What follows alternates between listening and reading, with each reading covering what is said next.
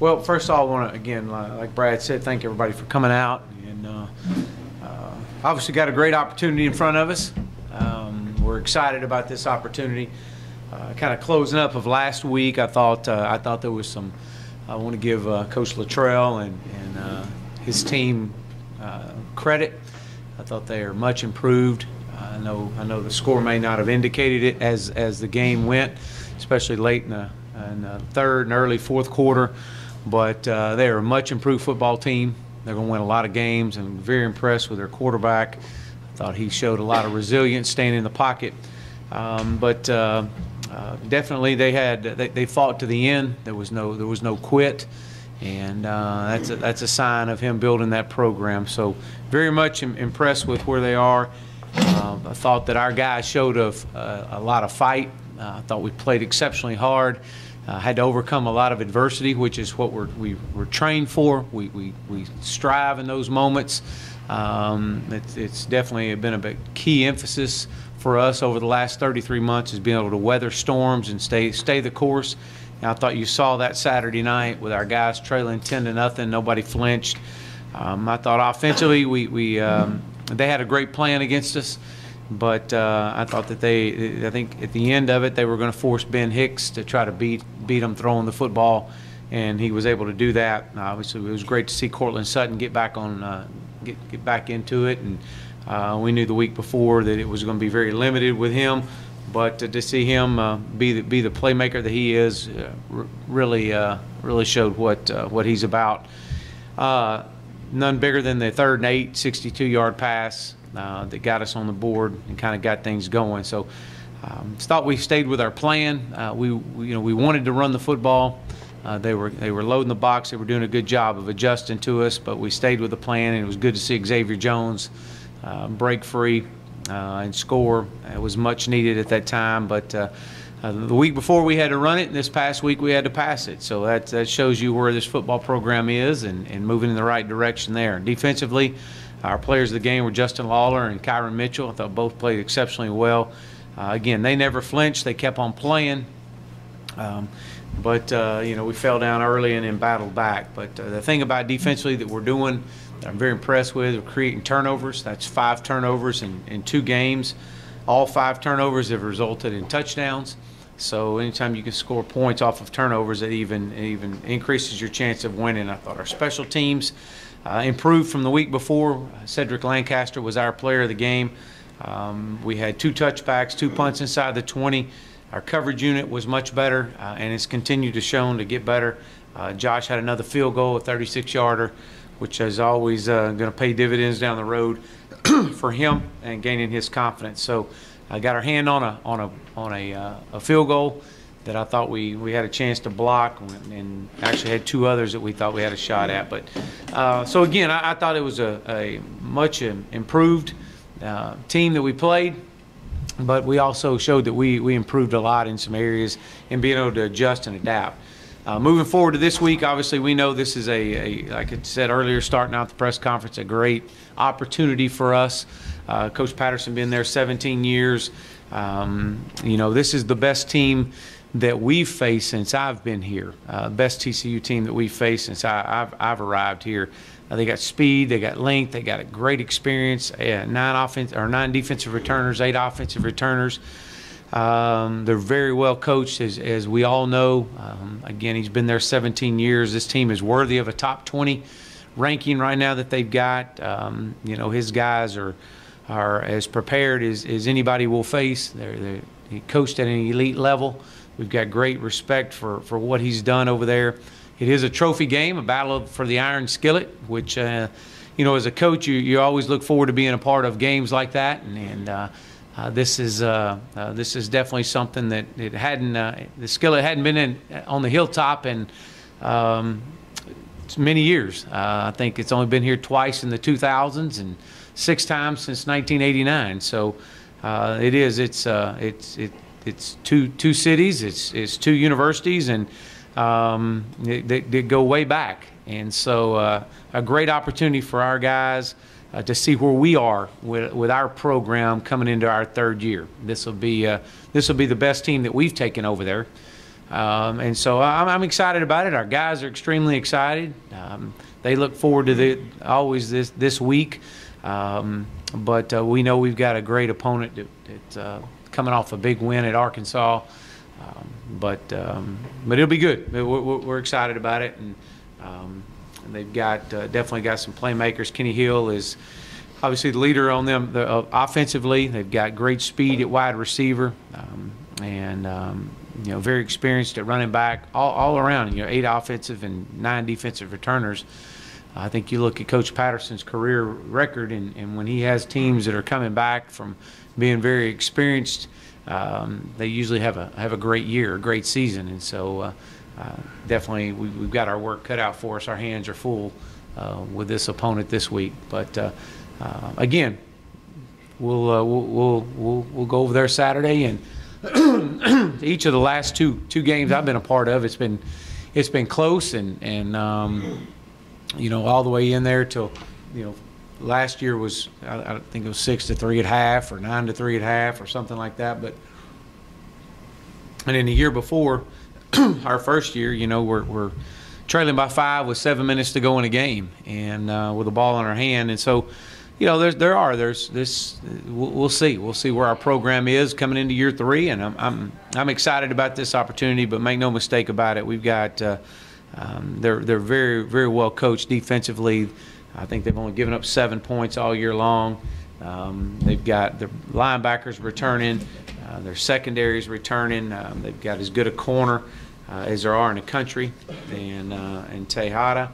So we know from that part of it, we're going to have to play extremely well. So with that, I'll open up for questions. Do you have an update on Sept Lancaster? Yeah, Sept will be out this week. It's a dislocated elbow, and we hope to get him back in a few weeks. 6 weeks, 4 to 6 weeks, I think they're what they're saying right now. But you know, it's disappointing. You know, that's a young man that's a 5th-year senior. Has been in this program and has really struggled to stay healthy. So, but we'll see. We'll keep him in our thoughts and prayers as he tries to come back, rehab, and get back. Didn't play much in the second half on Saturday. Was he all right? Yeah, he'll practice today. I think he tweaked his ankle, but he should be back. I think it was something minor. I think it swelled up on him just a little bit, but I think should be good. So. What do you think about the way Ben Hicks battled through his skis last week? Got back on track. Yeah, I thought Ben did some good things. I know he missed a few passes, but I think you can talk to any quarterback that played on Saturdays and Sundays and Thursdays and Fridays, and they always wish they had a few throws that they had back. But you know, they were going to force Ben to beat them throwing the football. That was really kind of what it came down to. And it surprised me that they put Cortland in some one-on-one situations, but that's what they do. So you have to play the chess match, and you got to take advantage of those times. And I thought Ben did that. We had you know, the interception. Cortland should have stayed outside. He came inside, and the ball sailed over the top of him. The corner made a good play on it, but you know, when the game was on the line and we had to have some plays to be made, I thought that Ben did some things. We continue to have all 3 of those quarterbacks doing some really good things right now, and they're going to continue to push and continue to battle as the year goes. So in the first couple of games, you used a pretty large rotation of players, getting different guys' experience. Now going up against the number 20 team in the country, do you expect to tighten that rotation down and keep more starters out there for longer periods of time? Well, you know, you look at it like this as a head coach. I mean, our season's not going to be defined win or lose in one game. There's a lot of ball left in this season, and it's about getting your guys prepared as you take on into conference play. So we've had a really good rotation in the D line. We've had a great rotation with our wide receiver core, which we feel like we've got a lot of depth in those 2 positions. You'll continue to see those rotations happening. So, as you mentioned, it's been 6 years since SMU beat TCU. So it's before any of the seniors on the team came to the program. What would it mean to you to get those guys up in their last chance against TCU? Yeah, well, I think it would be huge. It would be huge for this program. It would be huge for this university. I think you go back as far as when you look at what we're doing in this program right now. This is only the second time in 20 years that they've been 2-0, and only the third time in 30 years that they've been 2-0. And so, you know, you have to kind of shake your head on that, but that's the facts. That's the reality of it. And, you know, we had practice Sunday night, and I had our guys, I said, anyone born 1984 or before, you have to go stand on this certain sideline over here.